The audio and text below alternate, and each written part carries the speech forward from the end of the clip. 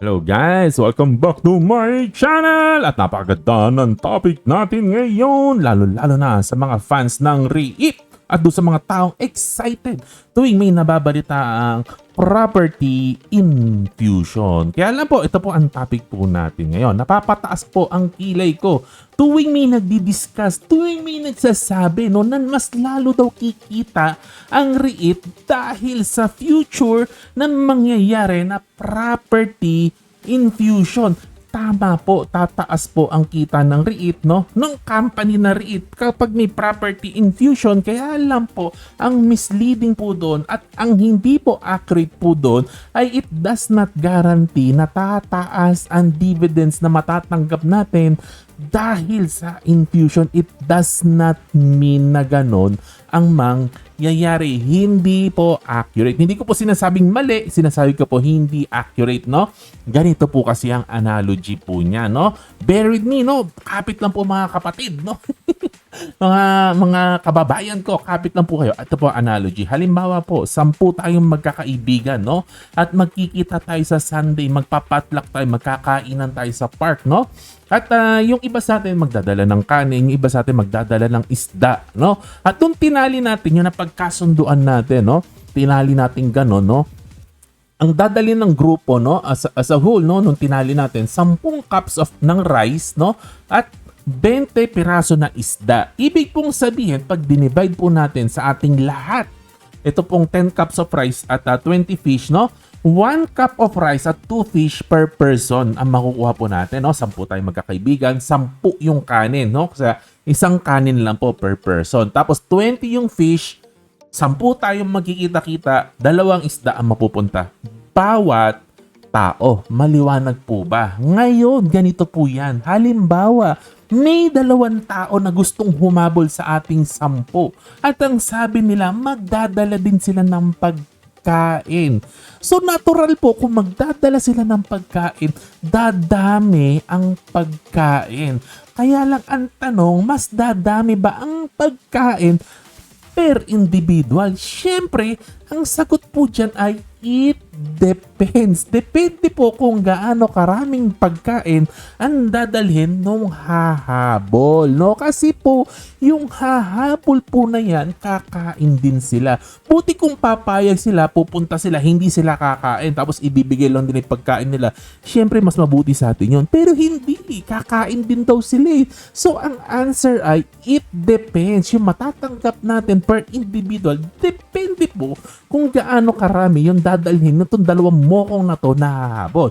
Halimbawa, sa case 1, kanin lang ang dinala nila. Walang isda. Ay, yari tayo dyan, no? Kung 2 rice lang ang dinala nila, walang isda, ibig sabihin, may 12 rice tayo, no? Pero yung fish natin, 20 pa rin. Eh, 12 na tayo. 12 na tayo, guys. Hindi na tayo 10 eh. So, 12 na tayong kakain. So, per person, 1 cup of rice, kaya lang yung 20 na fish, no? 12 na tayo magdi-divide. So, 1.67. Tama ba yung math ko? 1.67. Yung isda per person. So, bawas na. Nabawasan pa tayo na makakain. So, hindi naging maganda yung paghabol ng 2 mokong na to. Lugi tayo. Or ang tawag nila dyan, dilutive. Dilutive itong paghabol ng 2 taong ito. Case number 2 naman, itong hahabol na to, nagdala ng 2 kanin at 4 na isda.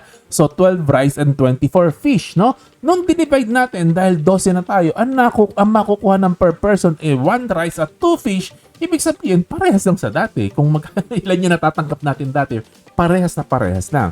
So, ang tawag dito ay same lang or neutral. Neutral yung effect, no? Nitong 2 tao na to nahahabol. At ito naman yung case number 3, no? Ang nangyari pala, ito palang hahabol na to, may palaisdaan. No, talagang marami, may isda, mapalaisdaan pala to, mayaman sa isda. No? At ang dala nila, 2 cup of rice at 16 na fish. 16 piraso na fish. O imagine that, ang dami pala nilang dalang pagkain. No? So, ang paghahatian natin ay 12 rice at 36 na fish. So, per person po, per person, isang kanin na matatanggap natin at 3 isda. Uy, mas marami na po ito kaysa sa dati. Kasi yung original, nung tayong 10 lang ang pupunta do sa potluck, isang kanin at 2 isda. Ngayon, isang kanin at 3 isda na. Abay, napabuti. Maganda na sumama itong 2 tao na to. So, ang tawag po dyan ay accretive. Napaganda pa po, accretive ang nangyayari. So, ganun din po, no? Pag may property infusion, hindi po yan libre. Hindi po dinodonate yung property sa REIT. Again, no, sa mga hindi po familiar sa REIT, hindi po yan donation. May kapalit po yan. Anong yung kapalit niyan? Share. Kaya nga asset for share, swap ang nangyayari. Anong ibig sabihin no? Yung nag-infuse ng property, papalitan ng share. So, ibig sabihin, dadami po tayong kakain. Dadami po tayong maghahati-hati doon sa rental income, no? So, it does not mean na tataas ang dividends. Ang impact po ng infusion ay depende. Maaring neutral, maaring dilutive, maaring accretive. Yun lang naman po ang point ko po. Hindi po laging accretive. Huwag natin i-assume na accretive. Of course, wishful thinking, sana accretive. Pero hindi po laging ganon. Siyempre, hindi natin magagaranti na lagi pong accretive. Yun lang naman po ang point ko po dyan, no? Kasi, ang nakakabuisit po kasi dito, pag dinidiscuss kayo dito, ay, may property infusion, lalo lalaki yung rate. So, exciting sa atin ng mga existing shareholder. Hindi po kasi libre yung property. Hindi nga po donation po yan. Kapag may mag-i-infuse ng property, no, kailangan din kumain no nag-infuse na yan, no? So, kailangan din madadagdagan yung sasahod ng dividends. Ayun, no? Pero it does not mean na pangit ang REIT, ha? Maganda po ang REIT, no? Wag lang, sa akin lang po, wag lang misleading yung pag-hype po, no? It does not always mean, no, na maganda ang infusion. It depends. Always it depends. Speaking of REIT, no? Pag sinabing REIT, mas excited po ako doon sa pag-i-increase ng rental income. Kasi 'di ba ang REIT galing sa rental income ang pinamimigay na dividend. So sa tingin nyo ba, no? Itong mga damuho na to, itong mga A-REIT na to, mga RCR na to, lalo na yung mga mall nila nandoon, 'di ba?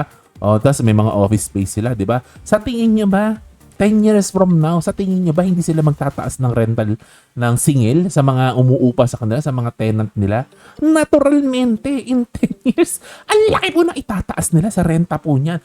Every opportunity na pwede yan magtaas, itataas nila yan. Basta the market will allow, basta may demand, no? Itataas at ipipilit nila itaas ang upa niyan.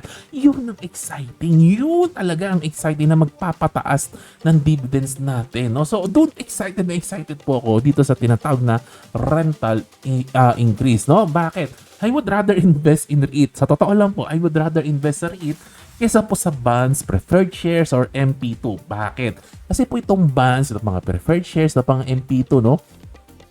Kung magkano po, no? Kung magkano po yung dividend, kasi yun, nakapako na po yan doon, no? Kung ito talaga yung, yung sahod niya ng bond o ng preferred shares, no, hindi naman po tumataas po yan eh. Yun lang din naman po yan. No, ang MP2 of course special case po ito. Sorry na isama ko, dapat hindi yata dapat isama MP2 dito kasi variable no, yung variable yung dividend. Siguro sa bonds na lang tayo at preferred shares, no?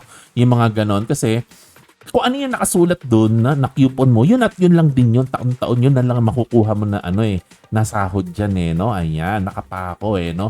Ayan, no? So, yun. Kaya lang ang REIT po kasi, no? Dahil pwedeng magtaas ng rent every year, pwedeng pong every year tumaas ang dividends po natin, no? So, this is a protection sa inflation po, no? Kasi pag nag-retire po tayo, hindi po fixed ang gastos po natin. Maaaring ngayon, kasya sa'yo 30,000 per month, nabubuhay ka. Pero next year, hindi na po kasya 30,000 mo. Kailangan mga 31,000. The year after that, baka 33,000 na. Then another year, 35,000. Tumataas. So dapat may investment po tayo na tumataas din yung income like REIT. Yun lang naman po ibig ko pong sabihin. Of course, no, medyo nakakatakot lang po ang REIT ngayon. Syempre, with all the uncertainty sa mga office space and things like that. Pero syempre, no, I think, no, in the long term, no, if you think in decades, no, I think in the long term, no, sa tingin ko maganda pa rin eh. Sa tingin ko maganda pa rin kasi ang sabi nga nila itong property kasi no, itong mga office space nasa prime location naman po karamihan po yan eh no. And feeling ko no, hindi lang siguro ganun kaliwanag ngayon no kung saan magagaling ang demand, pero feeling ko meron demand po yan at meron pong upa dyan no. Hindi nga lang po natin masyadong makita ang linaw ngayon no. Ayan. So yun lang naman ang daldalan natin ngayon. Sana natuwa po kayo. Oh, sorry po, matagal akong nawala kasi may family emergency lang po tayo no. Ayan, like, share, subscribe to God be the glory. God bless sa inyo. Happy investing. Bye-bye. Bye.